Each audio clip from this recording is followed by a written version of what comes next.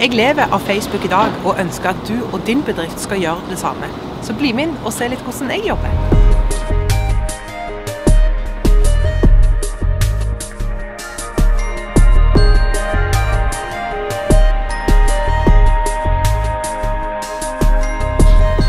I dette Facebook-kurset så får du tilgang til en strategi som jeg har brukt over mange år.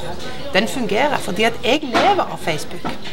Du lærer deg hvordan du skaper business på Facebook, hvordan du kan bygge kundeservice på Facebook, hvordan du enkelt bruker mobilen for å få det hele til å fungere.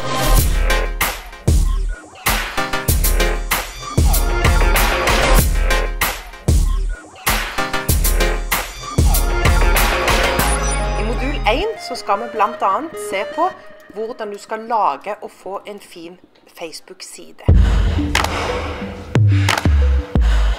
Jeg håper du blir en del av mitt nettverk, og at jeg får muligheten til å jobbe sammen med deg.